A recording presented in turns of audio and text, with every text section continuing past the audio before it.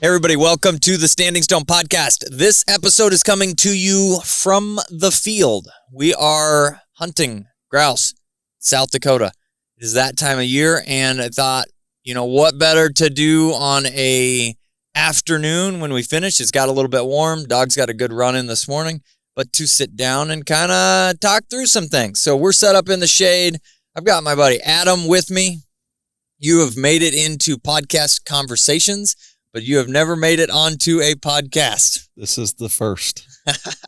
Well, welcome, and thank you for putting up with me and doing stuff like this. Well, before we jump into things, I do want to take a second to thank our sponsors. The largest supporter of everything Standing Stone is patrons. If you want to be a patron, you can not just sign up to support this podcast, which is a lot the way that platform is set up, but we utilize the Patreon platform to help people through training. So if you have a dog that is a brand new puppy that you're starting, or if you have an older dog that you're trying to kind of fine tune some things coming into the season, I'm set up there to actually answer your questions. Yes, it is me. People ask that all the time. Like, is this part of your team or no? It's me answering your questions directly or setting up live video calls where we can go over what you're working on, set up a game plan. I can help to watch as you're working with your puppy and give you feedback on what you're doing right, what you're doing wrong, and kind of where to go from there. If you're interested or need help, definitely check out our Patreon community. Also, one of the next largest supporters of everything Standing Stone is the Standing Stone Supply Company. If you need dog training supplies, everything that we use and recommend that we can get a hold of is available at standingstonesupply.com. We're also huge advocates, which is one of the biggest products that we have available to you, of DT Systems e-collars and their training equipment like dummy launchers and bumpers, and everything DT is available at Standing Stone Supply. Also, Kent Ammunition. I've been shooting Kent for a lot of years. And Eukanuba, the dog food that is fueling everybody that is hanging out in the trailer behind me. Outside of that, folks, I hope you enjoy the conversation. We had an interesting start this morning. We drove in, and it was kind of ridiculous. There were birds everywhere. Yeah, I mean, kind of what we expected, right? It's what we talked about. We should see them. There's been some moisture, and we're probably going to see some along the road. Yes. Trying to dry out. And it was kind of... They were there. And that's where they were. And it's one of those things that... The thing that was interesting, though, as the day went on is in the morning, we saw these really big groups. And I'm talking, for this time of year, huge groups. There were, in that one alfalfa field, there might have been 30 plus, almost 40 birds, which isn't that abnormal if multiple groups would have come in together, but they all flew the same way. They were going together. It's typically, like we touched on, these birds are just like this habitual, hey, they're going to be over here, they're going to be over here type of, and we expect to see a group of 6 over there. Yeah. Ish, right? Yeah. And it was a group of 40, group of 30. Exactly. 15. But they're on ground that we can't hunt. Yep. But then we got to the field. We hunted some spots that we've hunted before, and we had to make adjustments, though, because the wind was out of the east today, which normally this time of year we would have more of a southern wind, which allows us to hunt things differently and utilize the wind. And everything we found in the field was pairs. Yeah, everything paired up, single. We found a single, and then 3 or 4 pairs, and even the pairs weren't even sitting super tight. Not at all. They weren't comfortable. I don't think they were comfortable in the field. The grass has been wet. They've had moisture here for the last 3 or 4 days. The roads are muddy, which is muddy. Unlike South Dakota at this time of the year. No. So. Usually you see cracks that are like 6 inches wide in the ground in places, and there's definitely not that today. Which of the young dogs? We have a crew with us to break it down, because we did a video or a podcast not too long ago talking about who's going to actually get to come up. I have Dual, Quinn, Thunder, and Splash on this side. And on the other side, we have Pocket and Riot and Maddie and Mags. Now, Maddie, Mags, and Riot, this will be their first trips ever up here. Quinn is green, but she got to come up in January-ish was the only trip, I think, and got some experience that way. And then everybody else has had at least a season. Thunder and Splash, quite a few more than that. Thunder's hunted a lot up here. But which of the dogs were you most impressed with, least impressed with? And, I mean, realistically, you didn't get to see a ton today, but I do want to talk about you get to see a lot of our dogs. Yeah, so, I mean, when we come up here, right, it's kind of our saying of, like, we're going to figure out which dogs are true hunting dogs. Yeah. Because we're going to test them.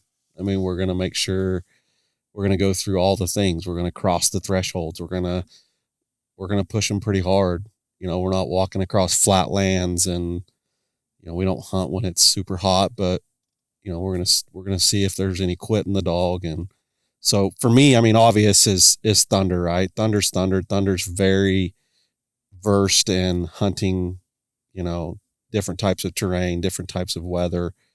So he was just like an old vet out there, right? Just absolutely knew how to hunt, wasn't crazy out the gate, like just out there hunting and hunting smart in a manner. And then, so, you know, talking about all the dogs, it'd be like Duel hunted a lot. We tested Duel a lot last year. Absolutely. When we hunted, like, it was, we're going to figure out if she's a dog. We're going to figure out if she's a dog. We're going to figure out if she deserves to be on the trailer with the rest of these dogs. Absolutely. There's a limited number of holes. Yeah. So, and there's a lot more dogs back at the kennel. Yes, sir. Want a shot at one of these holes. So, you know, we only got chance really at one bird today. Yeah. So, just right out the gate, you say, well, Duel was the most impressive with the young dogs that we let out on the second, because Duel was the only one that went after the retrieve. Yeah, she saw it, she marked it, was right on top of it. She brought it right back, you know, to hand. And so right out the gate, you just say Duel, right? You know, least impressive, it was hot. Yeah. It got hot on us, on the young dogs at the second run there, but I don't know. It's a tough question. It's tough. It's They're tough, puppies. Right? They're puppies. It's a little warm. You know, it's, you ask me that question tomorrow and it may be a different dog. Absolutely. The interesting thing that you brought up, though, was introducing dogs to thresholds or crossing things. And it's something that it's kind of a mixed subject answer, if you will, which is fences. We had to cross some barbed wire fences today. And when we start that process with dogs, it's interesting. You'll see two different theories. There's people that don't really worry about it too much.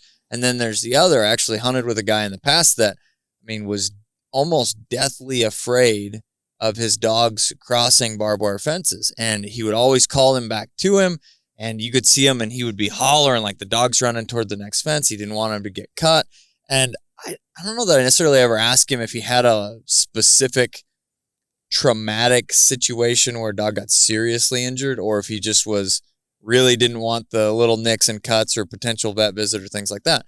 My experience with it is once the dogs figure it out, it's better.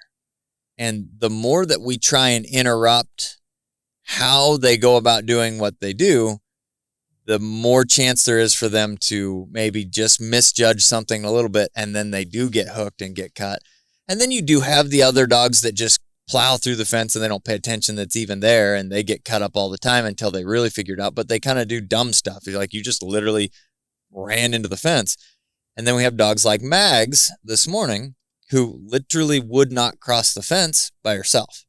And she's on the other side. And I'm trying to encourage her to come across the fence and figure it out. That's an important part of, like, we cross enough fences that if I have to go and help you through each individual fence, it's tough. If it's a new fence and it's a tight fence, that's one where I'm going to say, here, let me stretch this out, because those are the most dangerous. That new tight fence, it doesn't have any give. The barbs are sharp. They're going to catch stuff. But for the most part, the dogs really need to learn how to navigate the fence on their own the way that I go about it. So Mags is on the opposite side of the fence. She's literally 15 feet away from us. And I'm saying, come on, I don't want to add to the little bit of stress that she's feeling because she's like, I don't know how to get past this. So we don't want to use collar pressure. We don't want to get onto her, just slowly encourage her to come. And as we were building that, she still just wouldn't do it. And it even when you opened the fence up for her, she was just like very apprehensive about it. Yes. So it makes you kind of wonder. And I wonder, it could have been that in the beginning she did run into it, and then that made her a little more apprehensive of something. I didn't see anything. She definitely is not caught up or anything. But it is an interesting thing to talk about, how we have to make these transitions, and such almost small things can be a big thing to a young. Because I'd have to check exact age, but she's young. I mean, she's like 10 months old. This is her first opportunity. She was born this time last year. Yeah, I mean, on our first run, we took Quinn, Thunder, Piper, and I had Riot. Yep, and Maddie. And we crossed 4 fences. And didn't help any of them. Right? Yeah. And no issues. None. And then, Mags was she just was not willing to do it. It was interesting for sure. Yeah. Now, as we hunted today, this is one thing that I want to talk about. I think this area has a lot more moisture than normal.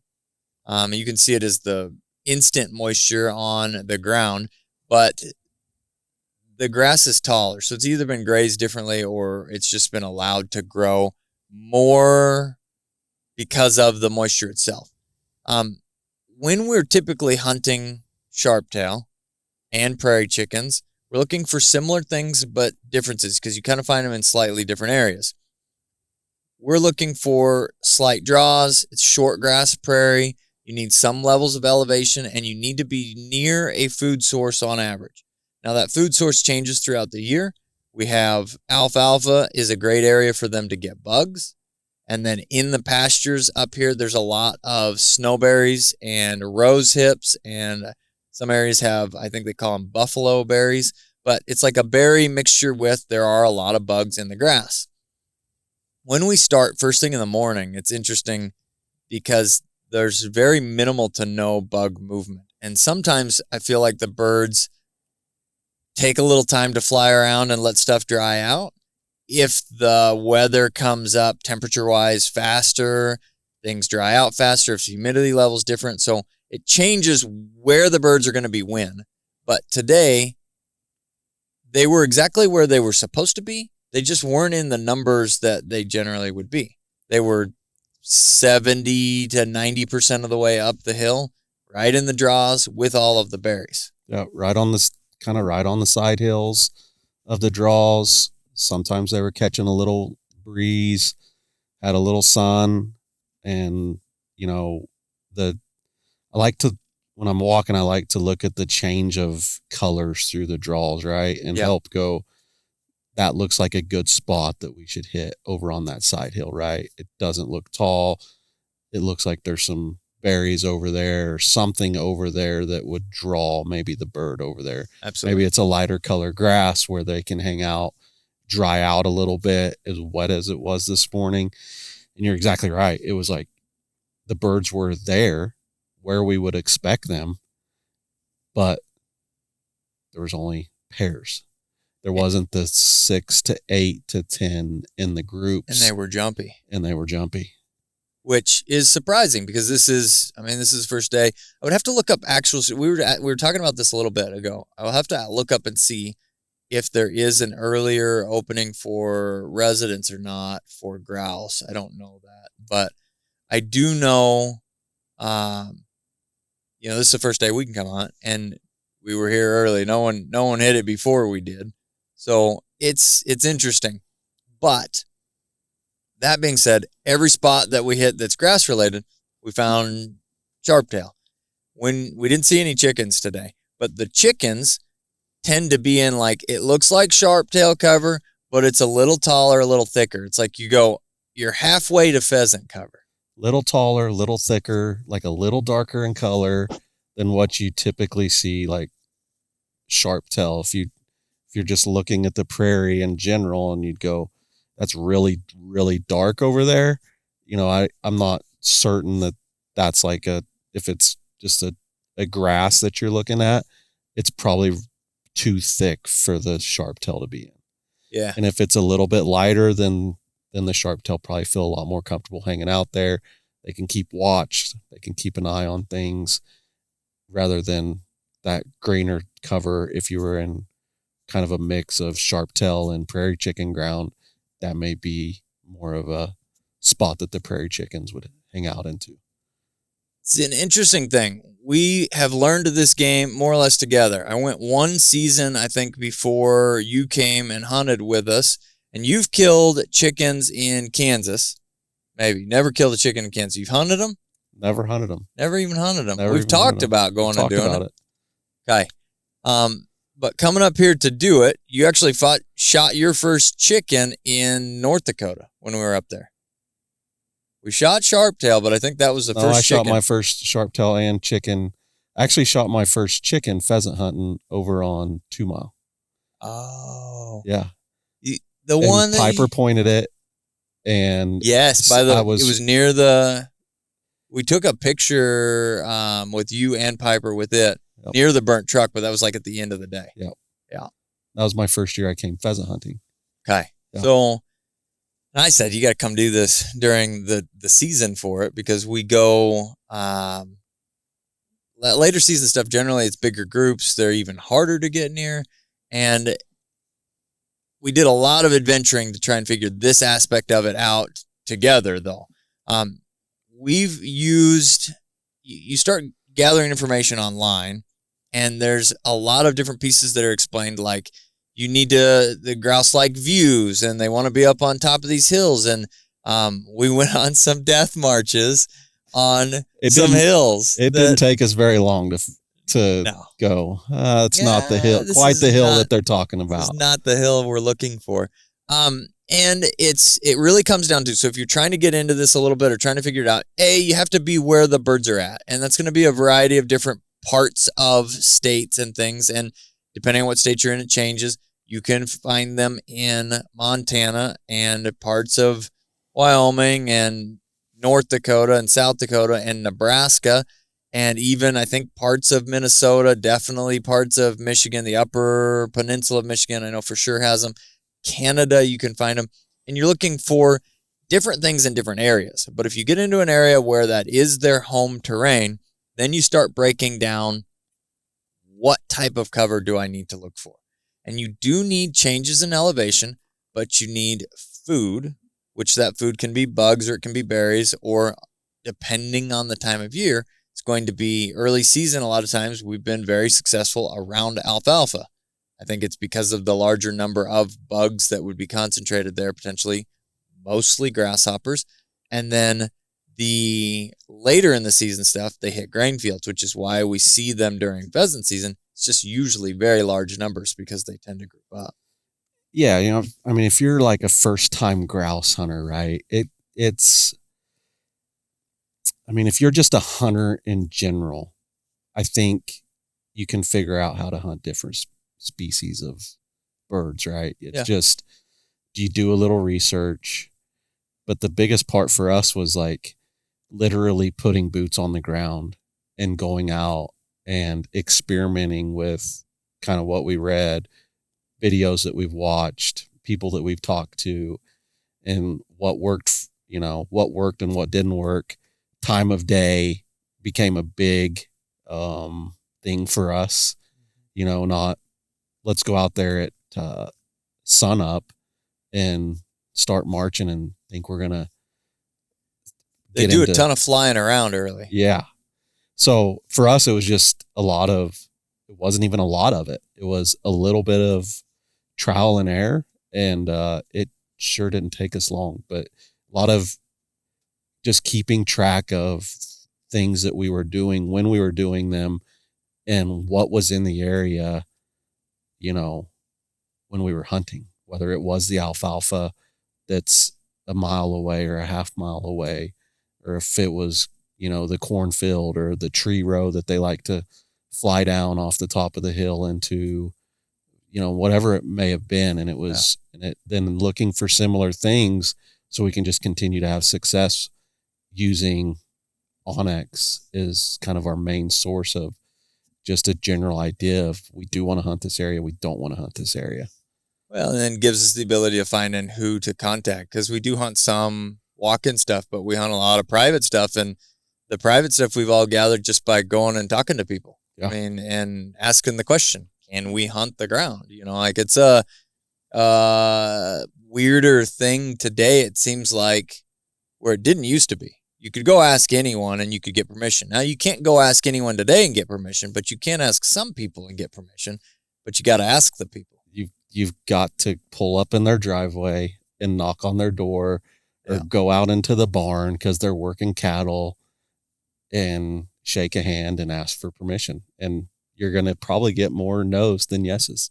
And we've got quite a few no's. Like, we keep that for whoever, or we don't really want anybody out there hunting. But then you get one, and if you get the right one, it opens up a lot of opportunity, at least a lot of ground to walk. Yeah. And usually a general direction, like, we usually bump them when we're headed through that pasture over there by the, the big tree or whatever. So it's you get some level direction, and that's been a huge part of trying to figure this game out. Now, I will say the point that you made, I want to touch on again, which is remember where you saw them, when you saw them, and what you were doing when you saw them, and what they were by when you saw them, if you happen to find some finally when you go out and hunt, because that's where you're going to see them again.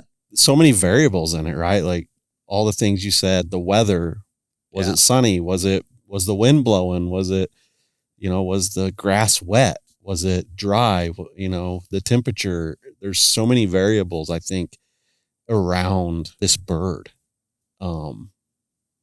That I've kind of really grown to enjoy hunting this bird more than a pheasant anymore. Yeah. Which I grew up since I could walk hunting pheasants with my dad. So, it's been a lot of fun, but it's been challenging in the fact that, you don't just get to go hunt this little tiny draw or honey hole for pheasants, and they're always down in there when it's 30 degrees and it's snowing, and they pack in there, and you have a great hunt and you walk the quarter mile. And here they're predictable, but not predictable. Yeah. It's because they can fly so far. When you get them up and watch them fly, I mean, they might fly miles, and then they could be just still over there right now. It was too wet yet, or it was too this, that, and another thing. So we're always learning, but definitely when you find them, you need to write down all of those things or remember them, whatever. But those are the pieces that will help you to be successful. A lot of mental notes for us. Yeah. Well, it was, my boots weren't wet. That's key. Yeah. They don't like the water. We saw the specific berries or whatever. When clean birds too, we look, what are they eating right now? And it's generally been a handful of things. It's this time of year early, it's grasshoppers and berries, and they do eat more berries until the berries are gone, which is another thing that you can see. If a pasture's been grazed, I think cattle get into the berries a little bit too. But then later in the season, if you kill them, they just have grain in the crop. You see them in cornfields or sunflower fields or more of that than milo, I feel like, but corn and sunflowers they like a lot. Mm-hmm. So they just fly around and find what they need. But that's probably for energy conservation, right? Yeah. It has to be, that the corn holds more. It burns hotter, I think, like from a digestion standpoint. They talk about that. Corn can, they talk about a lot with dog food too, that corn supposedly can heat dogs up if it's a heavier in corn diet, which I don't truly know the science behind that, but it is something that's spoken that corn can cause dogs to run hotter. But I don't know that I know that it does take, let's just call it for what it is. That's the available food source when it gets cold, because there are no more bugs. Yeah. The berries are gone. The berries are gone and the bugs are gone. What do we eat now? The alfalfa's covered up. Mm-hmm. Absolutely. So we've got 2 more days of hunting. We're going to try a brand new place. I've hunted with the gentleman before, but we're going to go hunt all brand new property tomorrow. And then we're going to head down to try and do what we were talking about, which is reach out to a new landowner and see if we can get a hold of, and like this is going to be driving down to figure out which farmstead is his, because there's several different houses on the different properties, but we got a contact that said, definitely go reach out to this guy. And so we're going to try that on Monday. And how did we get the contact, right? It's just like it's why I think it's so important when you go to these areas that are just out in the middle of nowhere, like we are, that you go to the local drink hole, right? Or you go to the restaurant that's popular, or the breakfast coffee shop. You go to the coffee shop, or you go to the convenience store in the morning and maybe put an orange hat on for a purpose and carry a conversation with somebody. Absolutely. And they may know somebody that, that has, so-and-so, they talk about having grouse down there and you should reach out to them, and you'll get no's, you'll get yeses. And Bob and Joe and Dave sit in the same spot in the same coffee shop in the morning drinking coffee, and they recognize that you don't belong here. What are y'all doing in town? We're hunting. What are you hunting? Grouse? Yeah. He said, well, we know there's a bunch of grouse down by such and such. You have to have his number? Yeah, we do. Let me look here. Yeah. So that's what it was. We sat down last night to eat dinner at the little Mexican spot, and it was the guy overheard our conversation. He just wanted somebody to chat with last night, I guess. Yeah. A lifelong resident that knows all of the people, and was just willing to give us a name to contact. I don't know if he'll let you hunt, but here's a name. I know he's got grouse down there. And so we're going to go check it out, and we're going to knock on a door tomorrow or the next day. Yeah. I like it. It's fun. This is a fun time of year. We utilize it for the early season hunting aspect of things to get out and get started again, but then also for dog proving. It's wide open country. It allows the young dogs, for me specifically, to be able to start to figure out how to run in the field and how to stay with you and how to handle. And it happens in an environment where there is a little bit less pressure, because I do guide hunts and there's expectations. But I feel like the more that the dogs can learn how to figure out where we're at in this process, it's pretty minimal handling. Yes, we saw a good number of birds today, but it's still, they're pretty far between. It's not like the one hunting hole that we're going to push these birds out of, which pheasant hunting can be more that way. When you hunt grass and stuff, it's similar in Kansas, but it's just one of those things that when I guide pheasant hunts, there's more people, there's more control. Here, we have the opportunity for those dogs to run and learn, and I think it's a great way to get started for anybody that hasn't tried it. People that do, let the dogs work. Let them kind of explore, expand their ability to, and I can't stress this enough, figure out how to handle for you so you don't have to constantly be handling them. Yeah, I mean, is what we used to call it. It's a nice warm up to pheasant season for the dogs, because when you drop them on the ground for people that are paying to play, so to say, there's a level of disappointment that you don't want to have with. My dogs aren't going to screw up the hunt, right? Correct. They're not going to blow this tree row out. And I just marched these guys through this tree row, and I put 3 dogs on the ground, and they blew every bird out of this tree row on the first, hunt that they had that morning.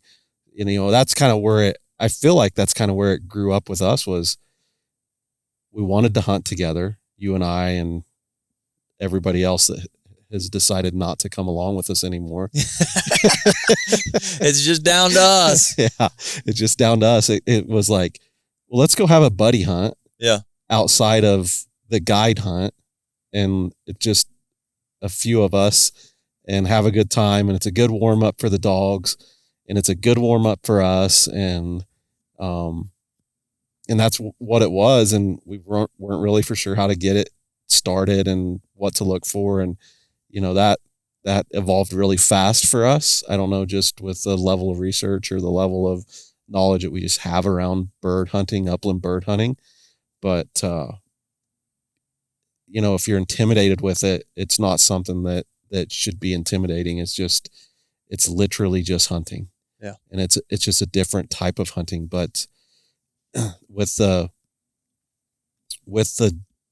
dogs, and it was just really just like a warm up for the dogs for us, that they come out of this so much better prepared for everything else. You don't want to drop a dog on the ground, and it's like, well, this is Mag's first time hunting, and now I have a line of 10 people in a condensed 60-yard wide tree row, and I'm trying to handle, Mags, but I'm also trying to handle 10 people with guns and all the things.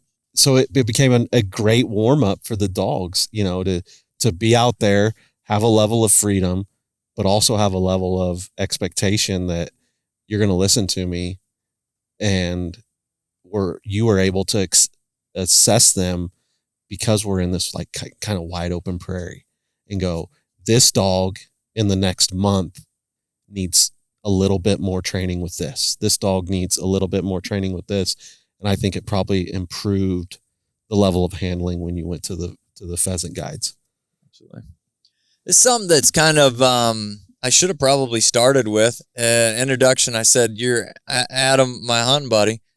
There's a lot more to this story of how we started hunting together and how we actually met. So Piper, which some of the folks that have followed stuff have seen Piper, we've actually partnered essentially on a few litters, and she's retired now, but started with, you got a dog and you brought her to us for training, and trained her and got the opportunity to see, and was like, dude, this is a pretty nice dog. You should really do something with it. And I think I called and harassed you about it, and you're like, okay, well, I'll cancel her spay next week.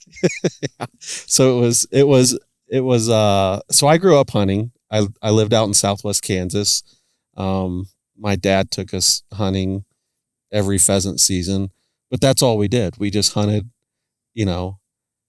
back in the 90s and the early 2000s, and you literally had permission on everybody's ground. Yeah. You grow up in a very rural area, and we had permission everywhere.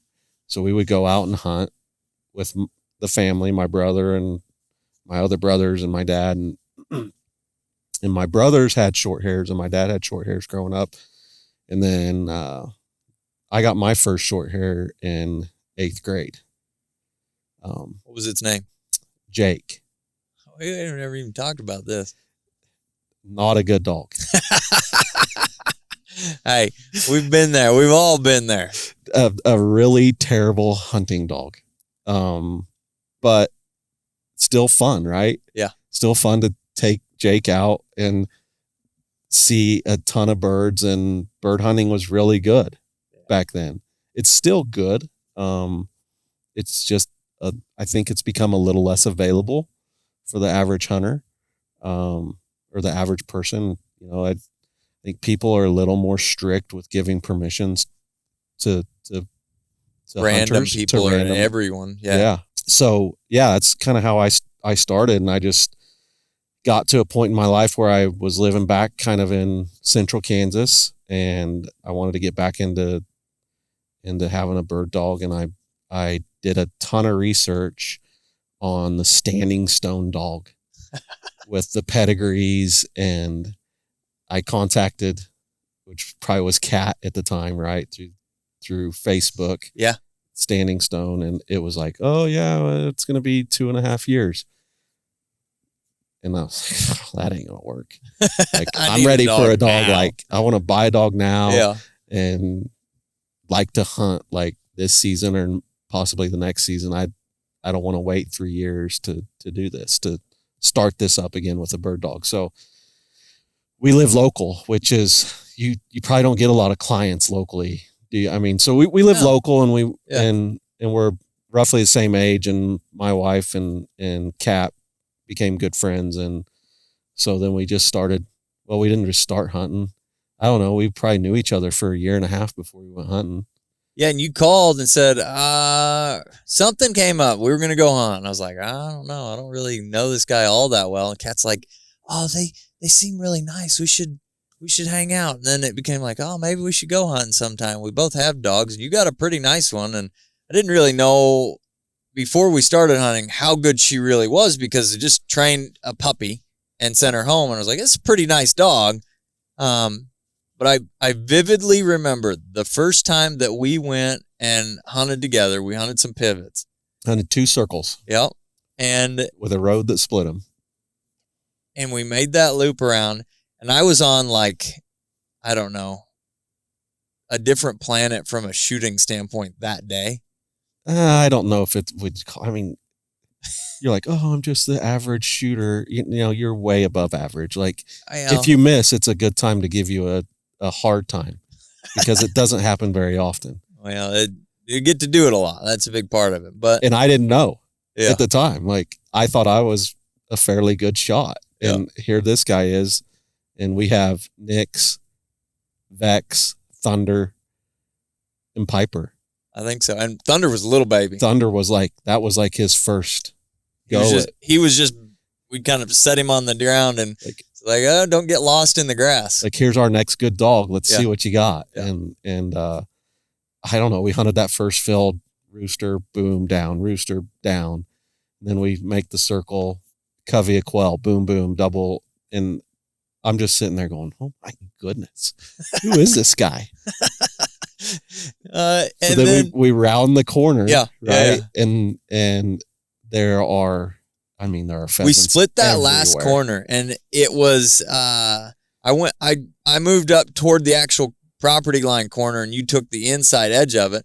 And I didn't even hear, because I think we'd shot very similar times, and I killed another one up there, and you'd knocked down one, and you knocked down 2. I knocked down a double. Yeah. And we're looking for the one. Mm-hmm. And then it had been running up, or the dogs were working this edge of, as we're walking to the next, for people that don't know, pivot circles out there are usually on, well, there's a lot of them that are on quarter sections, especially you get into West Kansas. So that's a half mile by half mile square.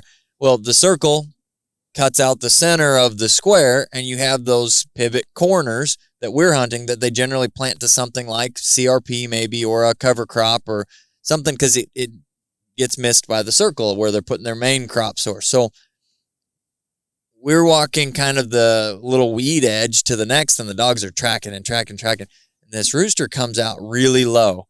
And I was like, oh God, here it goes. Nix is going to get shot in the back of the head. I don't know this guy all that well.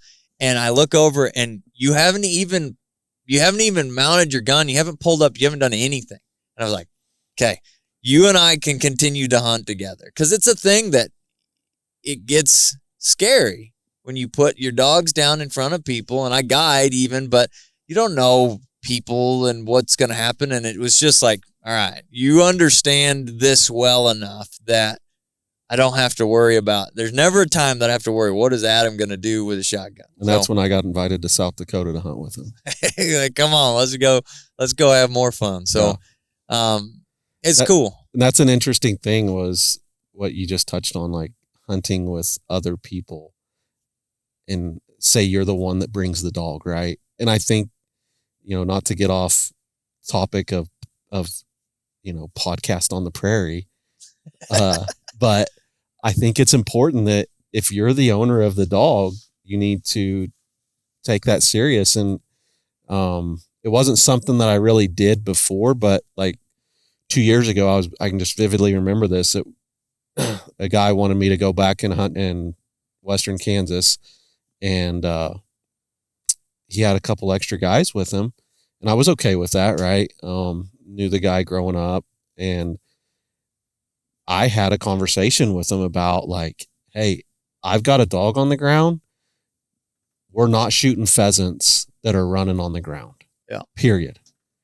So let my dog find them. If we can't find it with the dog, then it's a lost bird. We're not going to shoot pheasant. And I think that's an okay conversation to have with people that are new to you hunting around, because my least favorite photos are the people that post, I got 2 coyotes, 2 jackrabbits, and 6 pheasants today. Yeah. And it's like, you literally shot a dog while your dogs are on the ground. Yeah. And, I mean, it ain't worth it to me. The only thing that we shoot on the ground after we round the dogs up is rattlesnakes. Yes. The rattlesnakes don't make it out if we can help it. I mean, it's just one of those things that they're dangerous for the people. They're dangerous for everything. So, and especially when we're making a loop and you have to figure out how to get back to the truck through the same area that you just saw the rattlesnake. That one needs to go goodbye. But it's an okay conversation to have with people. Absolutely. Because it's your dog. It is, though. It's a conversation that has to be had, especially the way the dogs are. I think it's been an evolution in the process, though. I can remember when I started with short hairs that they still fell into the category. This is pre-common family companion category. They still fell in the category of borderline hunt dog tools. I say that because I don't like the word, but it is the way that they were viewed, and bird dogs as a whole were viewed for a very long time. They live in I can remember Uncle Rich hunted with him forever, but I remember as a little kid going, and he had the bird dogs, and they were out back in the pen, and that's where they stayed. And that was because that was the belief of the time. If you got them out and you did other things and you whatever, it would make them less of a hunt dog because they were domesticated more or something. They needed to be borderline wild. I don't know the exact, but that was the thought, right? Dogs lived out back. That's definitely not where that one lives. No. And that's why those conversations are even more important to have is, hey, even the conversation doesn't have to be like, it's just a simple thing to say, right? Like, I really don't want my dog shot. Yeah. And it doesn't, and you don't have to blame guilt on him, like with some sob story about like, man, it would be so bad if I had to call one of my wife who loves this dog dearly. My 4-year-old daughter and say, I had to send a picture of Piper this morning to my 4-year-old. Yeah. That's what she wanted to see. So you got a FaceTime call. And I didn't tell Ethan, where's Piper? Yeah, and I didn't tell Ethan, like, hey, make sure you don't shoot Piper in the back of the head today, because that would be such a terrible thing that you would have to call Macklin and tell her that you just shot my dog. Yeah. Or shot her dog. Or, it doesn't have to be that type of conversation, right? It's just simple, hey, we got dogs on the ground. Let's not shoot anything on the ground today. Please. I would appreciate that. Yeah. Thank you. And it's an okay conversation. When you hunt with people that you have mutual respect with, it's usually goes well. And if it isn't, and people disregard what you're saying, or they're like, whatever, it's just a dog, it's not someone that I need to hunt with anymore. Right. And been very fortunate from picking the people we hunt with and guiding folks that over the years, I mean, the majority of the folks come to hunt with our dogs and they know them all. They watch them on social media and watch the development and see the videos and everything else. So they're excited to come hunt with the dogs more than me, for sure. But most of them over the years now have gotten dogs from us, or quite a few of them. And so they've got dogs coming up, and they understand and have even more respect for, paying attention and being careful. And you talked about that, like, a lot of the people that are coming on guides have a ton of respect for the dogs, right? They don't own dogs. Yeah. But they want to hunt. Hey, you got Thunder on the string this year? Yeah. Hey, can you get Thunder out? I'd like to hunt with Thunder on this hunt. Or, hey, Vex, right? Vex was always the popular one. But when hunters arrive and the dogs are on the string, having a break, it was cool to see them come and take videos and pictures of the dogs on the string. Yeah. or, hey, who do we have this year, right? And then what's this dog out of? And, oh, this is a Vex dog. And then they kind of tend to gravitate towards that dog. So like they do have a ton of respect for the dogs and what the dogs do. And it was kind of neat to see that, you know, being first time, because I never was around like being guided. It was always just me just going out and hunting with my family. Well, and you've come up and I've roped you into helping me a few times with groups, and it is fun, and it's an interesting thing. There's a lot of different ways that kind of situation can go down, and I've taken it upon myself to go on guided hunts, to be able to experience how I can improve, or definitely things that I don't necessarily want to do, or be able to just put myself in the perspective of the folks coming up to hunt. This is tangenting a little bit, but I went on a hunt pretty recently, and there was so little information provided about where we were going and when I was supposed to meet them. And like, I was going to show up a whole day early, and they were like, well, because it was show up the day before the hunt. And it was like, no, you can't show up until the day of the hunt, and you have to do, but none of it was communicated. And so it's like, wow, I've had a lot of these groups for years and years, but anybody that comes new, I need to do a better job of it. So I was able to build out an entire, like, here's the checklist of clothing and these, and depending on this weather, and check all of these things. So being able to go on that, but it is, having good help is also really helpful. And it is fun to see the guys. I mean, that's the first thing they do. American dogs or whatever, everybody wants to come see them. And it's the people that I continued to try and hunt with, is people who respect the dogs. And that's kind of how we got to now hunting grouse. Was, hey, we've hunted pheasants together, but there's a level of pressure around hunting wild pheasants with a group of people that are paying to play. And it was, hey, let's go up to in grouse season. Yes. In a territory that we're kind of familiar with, but we're not even hunting in the same areas that we would hunt pheasants, not even remotely close, right? And there's no pressure. There's no expectation. There's just a couple buddies that are, you know, having a good time for a few days, doing what they love with the dogs that they enjoy being around. So that's kind of where it all evolved for us, was like, let's get away from this whole, because we used to just all go and be part of a guide, right? Yeah. Around other people. It was like, let's just go and do our own thing for a few days.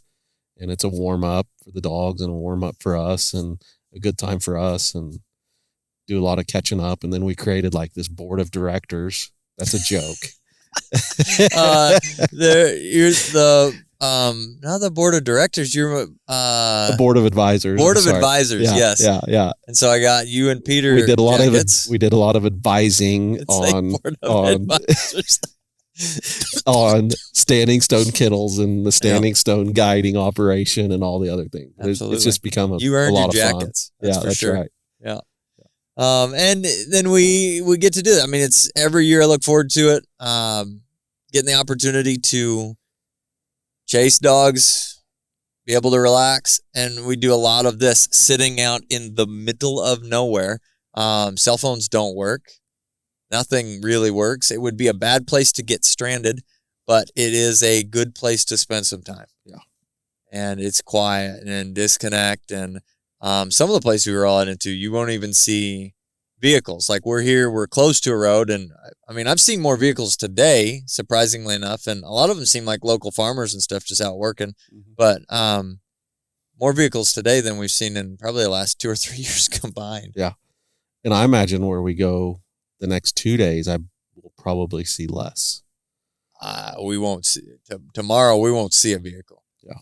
We will be so far from roads. I mean, it's all private 2 tracks to get into where we'll be. So it's fun. We get done hunting, we sit around and talk. And I thought, what better way to share our ramblings of storytelling and hashing out the day. So I think that's what I've got. You have anything else to add? You don't want to talk about like preparation of grouse hunting? Like, it's important for like a guy like myself who doesn't work out. Yeah, let's talk about this, Adam. How did today go for you? When you took that jacket off, your shirt looked real sweaty. That's right. We looked at that hill and I said, why don't we go up over there? There's a little draw. And you said, you want me to take the long one or the short one? And that like, really wasn't a question. I'll take the short side because I feel like the birds will be on the long side. I was trying to give you, and you looked at me like, I said, I'll take the long side. I'll go down and around. I don't care. That's fine. I have prepared for this moment. Yeah. And I have not. I don't. It's back to like, just hunt to your ability. Because we hunted with a guy last year. Who about died. Yeah. Well, we had a game warden, right? Yeah. Had to help us into get back to it because we were on to pick the person up. We did go up to the Fort Pierre National Grasslands, which is an amazing place, and I love it. And it's become so popular that it's basically hard to go up there, which is all good things and whatever else. I don't want to hot spot anything, but I think that spot's already hot. But we went up to hunt it last year because it was a meet in the middle deal, and he fell in a hole, and we were 2 miles back in there, and I don't know how we're gonna get this guy out, but it was, that preparation aspect of things is huge. You got to be prepared to do a little walking. Yeah, it took me about 7 minutes to take the long sleeve shirt off and use it as a sweat rag this morning. Oh, shoot. So, realistically, if you had to give an opinion on what you could have done or what you should have done to better prepare yourself, what do you think it would be? Outside of just getting out into some walks, I'm probably going to be sore tomorrow, honestly. Yeah. Just, you walk through some hills. We didn't hunt this big, huge, hilly country that you can get into while hunting grouse, but you're gonna walk through some hills, up and down, and through some valleys. And I would probably say if you don't want to be sore on day 2 or day 3, it'd be wise to get out and try to get some exercise before you come on a mid-September hunt that you don't know what it's going to be. Yeah. It could be, we've hunted in where it gets hot. It's 90 degrees by 11 o'clock, and we're not hunting at 11 o'clock anymore. No. We've already shut it down at 10:30 for the most part. So you don't know what the weather's going to be. It's going to be hot. You don't know, hopefully you've done your preparation in the interim about the type of terrain you're going to hunt or plan to hunt, and just hunt to your ability. If it's too far to go over that next hill, which it can be sometimes, don't go. It's a valid point with being out kind of where you end up being to find the birds, but it's the other side of this. It's like the running joke, like, we're going to go to that hill. Like, that hill? No, the one behind it. Oh, you mean the one I can't see? Yeah. Maybe. I don't know. Let's start walking, see what we come up with. Yeah, like our last walk. It's just a mile over there and then a mile back. No, it's not a mile over there and a mile back. We're going to wander this way. If we do it as the loop, and we're going to come around. And it's 5 miles. It's 5 miles, right, and it's up and down the draws and hills and valleys and everything else. But it's hunt to your ability, and a lot of that is preparation, and hopefully you don't have to take a 5 mile walk to find this, what can be a challenging species of bird to hunt. Let's do this. We got a couple more minutes. I tried to cut it off, but you added a very valid point of talking through preparing a little bit for hunting, and that just spiked. Why don't we answer a couple of the questions that I do get? I do have a couple of groups that are coming up to hunt, and some of the top questions, one of which is, what kind of boots or footwear should I have? This was a clothing-related question that was primarily around boots. Will I need muck boots? And my general answer to that is no, not outside of wearing to slop around to help take care of dogs if you want to do that.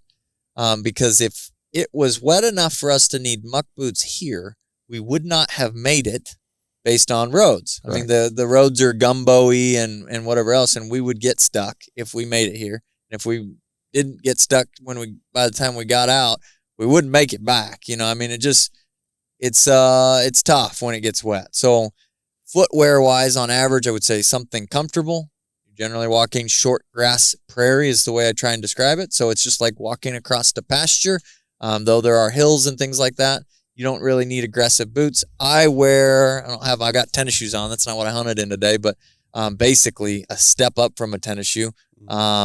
Keens, I think they're called Arrow, is what we were trying to figure out what the model is. They're brand new that I just got, and they're very lightweight, like a lightweight waterproof hiker. That is what I wear for this early season stuff. Yeah, I mean, something light, something comfortable, something that's hopefully broke in if it's a type of boot or shoe that needs broke in, because you don't want to have uncomfortable feet or blisters or anything else when you're going on some of these walks. And then something light. I mean, it's mid-September. You know, it can be chilly, but you're probably not going to be down in the 30s. No, typically. Rarely. Very rarely. I think in first week, they're calling for like 40s first week in October for lows. But yeah. And then it was like, I was packing up yesterday and I told Ethan when I got here, I was like, you know, I looked at the forecast and there was, you know, a little bit of rain that May, and I thought about packing my rain gear and I was like, nope, not hunting in rain. No. So, and the other side of it though is I have never been successful hunting in the rain.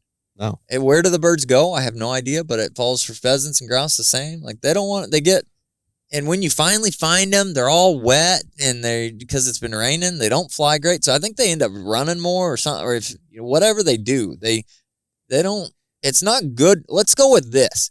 It's not good to chase them around when it's raining, because even if you don't, like, you think about the hens that were holed up and kind of keeping dry, and then you push them out. This would be pheasants wise, right? But you push them out and then they're sopping wet. They can't fly. They can't get away from predators. They just turn into a coyote snack. Yep. So they do a better job from a wild bird stand, but the more we push them around, the wetter they get. Yeah. So, but lightweight, like you're talking, I know you like cool pants, cool, Kool, is that it's spelled? Kuhl. Kuhl. Cool. Like Kool-Aid is what I was trying to spell. I think. And then these are the Tongass pike pants, and I like them a lot. They're waterproof for a while. These ones are a little bit older. I don't know how much waterproofing is left in them, but they're super lightweight and got a little stretch to them. They're comfortable. They're nice to wear. This is a lightweight shirt. This is long sleeve, so I can keep it down and then roll it up about halfway through the day. But that's the brunt of breaking down clothing. You need a layer or two, but pretty light. Everything should be lightweight. Yeah, and then we typically pack water. Lots of water. Yeah, and not just for ourselves, but for the dogs as well. And anybody that's walking with us gets to haul another 2 bottles. Even if you don't have a dog, you're hauling 2 bottles of water. Yep. And then the next question that gets asked is, should we shoot, do we need 12 gauges or do we need 20 gauges, or can I shoot a 28? That was a very common question. What should I be shooting? Again, with my number one go-to answer for what should you be shooting, no matter where we're at or what we're doing, is shoot the gun you are most comfortable with, first and foremost. Now, for wild bird categories, there are good shots out there, and there are definitely guys that can go out and do it all with a 410. My hat's off to you. But it takes a good shot, and it takes a special situation to be able to be reliable and consistent in harvesting birds that way. 28 gauges, I think, fall in a category of fair chase for a majority of things. Mm-hmm. They are very similar to a 20 gauge, and there are, like the technology in rounds today has come a long way, I feel like, and maybe that's not the truth. Maybe it's just powder differences. Maybe it's all just in my mind. But I think that there's definitely quality there that helps. But 28s and 20s, I think, are very similar.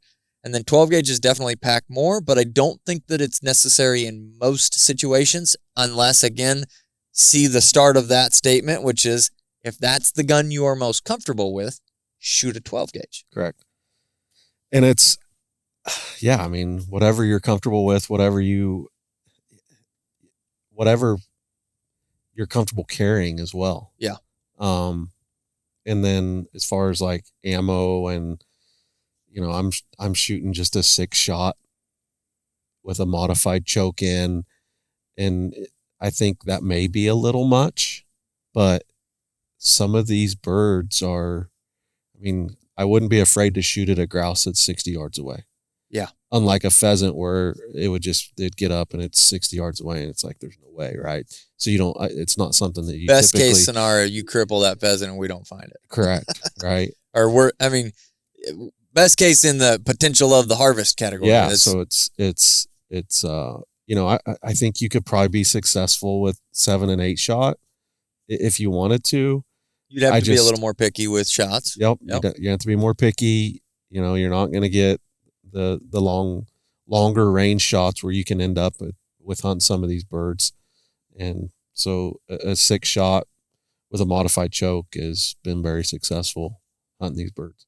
Yeah, I've been shooting Kent for a lot of years, and the Kent Fast lead number 6s in a 3-inch is what I typically shoot out of my semi-automatic. Now, if you don't have a gun that chambers 3-inch, go with the 2 3/4, obviously, because the 3-inch won't work. But again, the 3-inch category, it's probably, again, a little bit much for what is going on here, but I've got a better chance of harvesting, not crippling, and it allows me to not have to buy so many different options. I do feel like the 3-inch makes a difference for pheasant hunting. They are a little tougher bird. And then I've got one round to do everything with. Now, paying attention, I said fast lead, it is primarily what I shoot. Paying attention to the areas that we do need non-tox. I am shooting the bismuth rounds that Kent puts out with that too. Yep. And a lot of times I size up just a little bit to shoot 5s in the bismuth. But all in all, that would be general things to be thinking about from a planning standpoint. And the only other questions to get is kind of what does an average hunt day look like? And it is very weather dependent. In the beginning here, this is what we had today. Usually that around 9 o'clock start's probably optimal. It was a little bit wetter today, which I think is why all of the birds were on the road when we were driving in. Mm-hmm. But generally speaking, on the 9 o'clock, you've got them where they're settled back out into the grass, not doing their morning flyabout, which tends to be a thing. And then we hunt till we can't hunt no more, which is weather dependent. If it's hot, we may be done by that 11 o'clock. If it's not as hot, like today, we hunted till about 2. And or a limit, which for both you and I, the has to be a limit is almost never in the conversation. It's like, we've done enough. We're good. Yeah. Good. Yep. Good. Let's move on from here. It's never let's go hunt one more field to try to get one more bird. Try and find a skunk and one more shelter belt. There's been a lot of jabs, Peter. I hope you actually get to listen to this podcast. We're poking at you pretty hard. But it is about the dogs. It was some really good walks, some really good hunts with the 2 groups of dogs to make sure that everybody got something. And there are days too where it's too hot where I can't get them all out, or we do rotate them more often to keep them in the cool category. Or we limit out on the first field. That has happened as well. Some the blind squirrel finds the nut every once in a while. Well, guys, I think that is where we will wrap this one up. A conversation on the prairie. I thought it would be fun to just chit-chat. It was a wandering conversation. I hope you guys enjoyed. I am excited about the potential to do a few more of these. I got stuff so that we can travel and have conversations. I get to interview some of the different people that hunt with me this fall. If you are a listener and are coming on a hunt, make sure and mention it to me if it's something you're interested in doing. But for now, I'm the guy with the pink gun. This is my buddy Adam. We'll catch y'all in the next one.